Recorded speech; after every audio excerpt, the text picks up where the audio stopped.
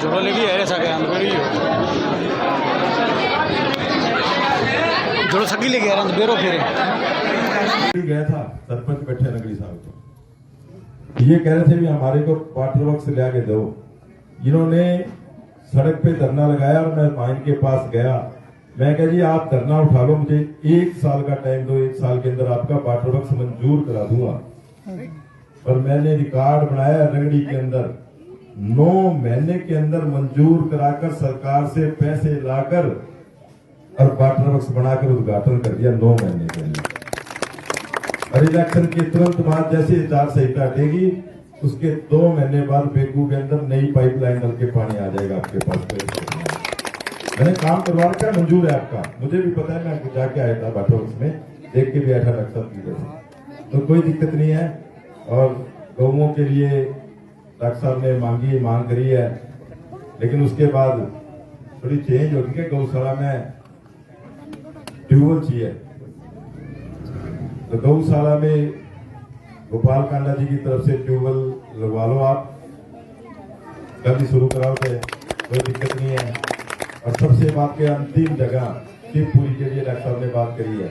देखो सारी पार्टियां का लोग, अमीर गरीब और सब जनता ने बड़ी जाना एक ही जगह बड़ा, कोई कौन पूछे भाई तू कौन है, तू अमीर है कि गरीब है कि कौन सी पार्टी का है, तो पूछे कोई पूछे बड़े, सब ने जाना वो अंतिम जगह है।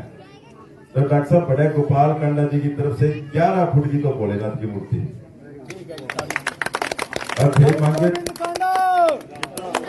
40 बाई 40 को सेट मांगी है, वो कर लो 20 बाई 50 को सेट, 20 बाई 50 को सेट, 10 बेंच भेज दूंगा, पक्का फर्श रंग लगवा लियो। और कोई काम बताओ, मैंने नसीबपुरी में है तो कोई वाटर कूलर लगाना, वाटर कूलर भेज दूंगा। गेट बना लो 2 लाख रुपया गेट का, मेन गेट नहीं है जी, धन्यवाद। ये काम भाई गोपाल कांडा जी की तरफ से शिवपुरी का। और मेरा नौजवान युवा साथियों के लिए भाई गोपाल कांडा जी की बात कहते हैं कि आज नशा बहुत ज्यादा बढ़ रहा है, और मैं भी प्रार्थना करूंगा मेरे नौजवान युवा साथियों से कि आप नशे को कोई कर रहा है या कोई बेच रहा है तो हमारे माननीय मुख्यमंत्री एसपी साहब को बताएं कि उस पर तुरंत कार्रवाई हो। और गोपाल कांडा गुजरात दे विच जो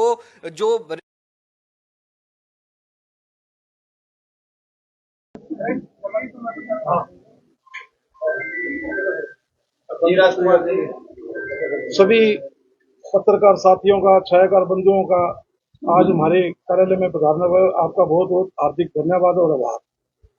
आज की जो विषय है एक बहुत महत्वपूर्ण विषय, जो सरसा विधानसभा क्षेत्र में स्थानीय विधायक गोपाल कांडा और उनके भाई श्री गोविंद कांडा द्वारा जो हम आरोप लगाते थे कि ये धन बल के और दूसरे गंदे हथकंडे अपनाकर वोटरों को खरीदने का प्रयास करते हैं या लोगों को जमीन खरीदने का प्रयास करते हैं, उन आरोपों की मैं आज आपको विद सबूत दिखाने जा रहा हूं कि किस प्रकार इन लोगों ने चुनाव जीतने के बाद 5 साल तो कभी जनता की सूझ नहीं गई, कभी धन्यवाद करने भी नहीं गई।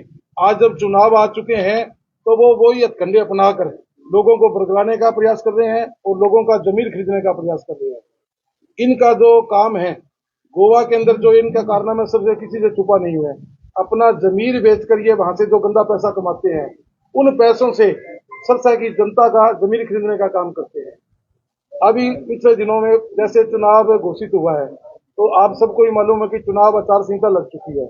इस चुनाव आचार संहिता में जो हमारे चुनाव आयोग की गाइडलाइन है उसके अंदर लोक अधिनियम की जो 1951 की धारा 123(2) उसमें क्लियर ये लिखा हुआ है कि कोई भी चुनाव की आचार संहिता लागू होने के बाद में कोई प्रॉब्लम देना, मतदाताओं को लुभावनी घोषणा करना या किसी प्रकार का लालच पैसे बांटना, 50,000 रुपए से नगद हम नहीं रख सकते।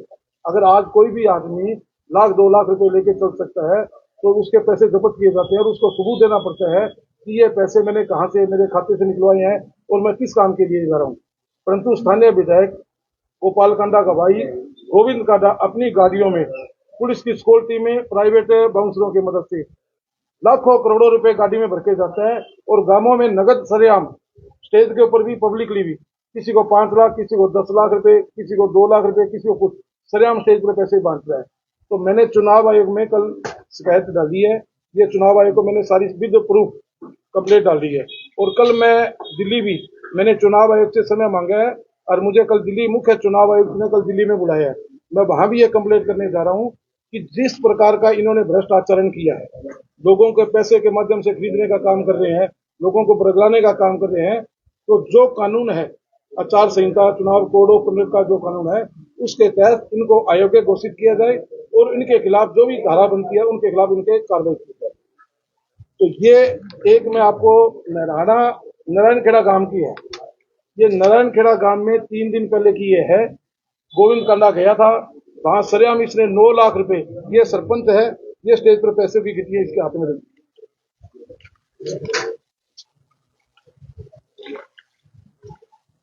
ये 9 लाख रुपए, 9 लाख रुपए सरेआम ये इसको पैसे दे रहा है। इसकी वीडियो क्लिपिंग भी है, अभी मैं आपको दिखा रहा हूं। इसमें 9 लाख रुपए दे रहा है। इसी तरह बेगू गांव के अंदर इसने 6 लाख रुपए वहां नकद दिए, पंचायत लोगों के सब पब्लिकली। चोबुर्जा गांव में भी इसने 50,000 रुपए नकद दिए हैं और कुछ शेड के नाम के लिए, शिवपुरी के नाम के लिए। चाडीवाल गांव में 10 लाख रुपए नकद देने का काम किया खड़े के लिए, लोगों के खंबे के लिए। दूसरा, इसने एक विज्ञापन जारी किया हुआ है, सभी न्यूज़पेपरों में भी और होर्डिंग भी लगाए हैं कि किसी को भी कोई भी सीवर की, स्ट्रीट लाइट की, कोई सफाई की समस्या हो तो वो इन नंबरों पर तुरंत संपर्क करेगी। किस अधिकार से स्ट्रीट लाइट बांटने का इनके पास क्या अधिकार है? चुनाव आचार संहिता लगती है, नगर पालिका का काम है, नगर परिषद का काम है। अगर स्ट्रीट लाइट खराब होगी, बदलना, नहीं लगाना, इनके पास किसने अधिकार दिया हुआ है स्ट्रीट लाइट बांटने का? अगर ये प्राइवेट बांट रहे हैं तो सरकार आंखें क्यों मूंदी हुई है? ये सब बस देखो, इसने लिखा है किसी को स्ट्रीट लाइट चाहिए, सिविल लाइन चाहिए। तो मेरी प्रशासन से मांग है कि प्रशासन इनकी गाड़ियों की चेकिंग करे और इनके खिलाफ जो उचित कार्रवाई बनती है वो करे। कल मैं दिल्ली में 11 बजे चुनाव मुख्य से मिलूंगा और उनके खिलाफ कानूनी कार्रवाई की मांग करूंगा। फिर भी अगर सरकार के दबाव में, प्रशासन के दबाव में इनके खिलाफ कोई कार्रवाई नहीं हुई तो मैं कानूनी सहारा लेकर कोर्ट में भी जाऊंगा। किस तरह की मांग करते हैं चुनाव आयोग से कि क्या मांग? चुनाव के अंदर धारा 123B के अंदर यह स्पष्ट प्रावधान है कि कोई भी व्यक्ति अगर गलत आचरण करता है, भ्रष्ट आचरण करता है, तो उसको 6 साल के लिए डिस्क्वालीफाइड किया जाता है। तो मेरी यही मांग है कि इनको 6 साल के लिए निष्कासित किया जाए। दूसरी बात, मैं प्रशासन की बात कर रहा हूं। मैं स्पष्ट आपके माध्यम से ये आरोप लगाना चाहता हूं कि जो जिला का प्रशासन है वो भारतीय जनता पार्टी के पदाधिकारी और कार्यकर्ता के रूप में काम कर रहा है और कांडा के दबाव में वो काम कर रहा है। मेरे पिताजी की पुण्यतिथि थी 20 अगस्त को, तीसरी पुण्यतिथि। उसमें कोई राजनीतिक बात नहीं थी, आप सभी भी वहां मौजूद थे। कोई पॉलिटिकल, एक धार्मिक सामाजिक प्रोग्राम था। उसके हमने शहर में होर्डिंग पोस्टर लगाई। 1 घंटे बाद सारा प्रशासन, आज सारा शहर नरक जी रहा है। सफाई के लिए उनके पास कर्मचारी नहीं है, लोगों की गंदगी उठाने के लिए, सड़कों पर गंदगी उठाने के लिए उनके पास कर्मचारी नहीं है। 50 कर्मचारी लगाकर नगर परिषद ने सारे मेरे होर्डिंग, सारे पोस्टर उतारने का काम किया। और उसी दिन गोपाल कांडा के सेवादार के नाम से सारे शहर में होर्डिंग लगा दिए, किसी ने हटाने का काम नहीं किया। और ये सारा का जो प्रशासन है, ये भारतीय जनता पार्टी के पदाधिकारी और कार्यकर्ता रूप में काम कर रहा है। भाई, आप एक सामाजिक धार्मिक कार्यक्रम के भी पोस्टर हटा रहे, उसमें कोई राजनीतिक बात है तो हम भी चुनाव आचार संहिता का पालन करने को तैयार है। कोई राजनीतिक बात नहीं थी। हमारे पोस्टर होर्डिंग तो सारे उतार दिए गए और उनके उसी रात को लगे जा रहे हैं। आज भी उनके होर्डिंग पोस्टर लगे हुए हैं, धार्मिक नाम के से भी, कथा के नाम से भी लगे हुए हैं और सेवादार के नाम से भी लगे हैं। अगर सेवादार थे 5 साल ये कहां गए? आज ये पैसा बांट रहे हैं। मैं ये नहीं कहता चलो ठीक है, किसी को कोई सारा लग रहा होगा, किसी को कोई मदद मिल रही है, हमें किसी में कोई नहीं है, परंतु तुम 5 साल पहले कहां थे? और नगद पैसे बांटने का किसको है? कानून के तहत 50,000 से ऊपर हम नगद, किसी को अगर चंदा भी देना हो तो 50,000 से ऊपर देंगे तो आप चेक के माध्यम से, जो लाखों रुपए गाड़ी में रखे के चलना, सरकारी पुलिस गनमैन ले रखे हैं, प्राइवेट बाउंसर लेके चल रहे हैं। गांवों में भी विरोध हो रहा है। नारायणखेड़ा गांव के अंदर लोगों ने सरेआम विरोध किया, इसी तरह चोबुर्जा गांव के अंदर भी विरोध किया।